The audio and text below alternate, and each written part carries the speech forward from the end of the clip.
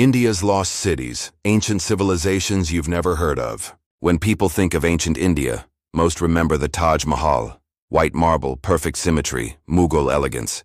But what if I told you that India's greatest historical marvels lie not in polished palaces, but in cities that disappeared? Cities more ancient than the pyramids, more mysterious than Atlantis. Places that once thrived with life, commerce, philosophy, and then simply vanished. Our journey begins thousands of years ago, deep in the Indus Valley, where one of humanity's first urban civilizations flourished. Long before Rome was even a village, a city called Mohenjo-Daro rose by the banks of the Indus River. And it wasn't just a primitive settlement. It had wide streets laid out in a perfect grid, homes built with fired bricks, an advanced sewage system, wells, even public bathhouses. These weren't wandering nomads. These were engineers, planners, architects, civilized people in every sense. But here's the twist. We still can't read their writing. They left behind hundreds of seals, symbols, scripts etched onto stone, and not a single one has been definitively deciphered. It's like discovering a novel without knowing the alphabet. And then, around 1900 BCE, this magnificent civilization crumbled. The cities emptied, the writing stopped. No epic battles, no great fire, just silence. Some say climate change shifted the rivers, others suspect an earthquake, maybe disease, or even invasions. The truth? We still don't know. Fast forward 2,000 years, and we enter a different India, one ruled by powerful kingdoms, where art, literature, and architecture blossomed. And in the southern heart of the Deccan Plateau, a new metropolis emerged, Vijayanagara, the city of victory.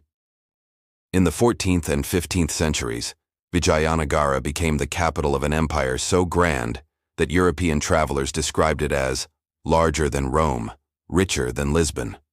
Its streets were lined with gold and diamonds. Its markets overflowed with spices, silk, war elephants. Its temples towered into the sky, carved with gods and demons mid-dance. At its peak, it was one of the biggest cities on earth. But then came 1565, one devastating battle with rival kingdoms. The city was invaded, looted, and set on fire. For 6 months, it burned. What remained was not just ruins, it was a warning. Even the greatest cities can vanish overnight.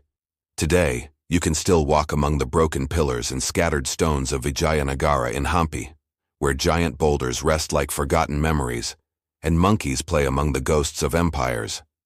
And there's more. In the blinding white desert of Gujarat lies another secret, a city called Dholavira.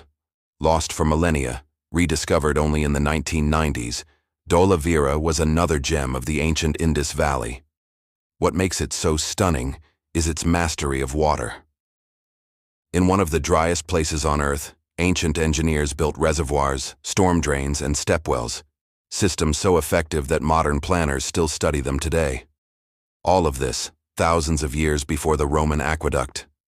So why don't we talk about these cities? Why are they barely mentioned in textbooks, tours, or films? Perhaps because they challenge what we think we know, because their silence is too loud, because we don't like to admit that some stories are still unsolved. But these ruins, these bricks, these broken roads, they are more than history. They are proof that India was not born with the British or with the Mughals or with kings and conquerors. It was born with rivers and cities that understood time, space, and survival long before the West learned to write its name. Mohenjo-Daro, Vijayanagara, Dholavira, each is a whisper from the past, a reminder that civilizations rise, shine, and disappear, not with fireworks but with dust.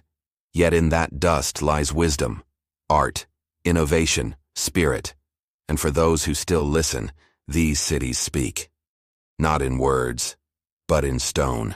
So the next time someone tells you history began in Mesopotamia, or that civilization was born by the Nile, tell them to look east, to a land where cities were once smarter than their time, and whose greatness was not lost, just waiting to be remembered.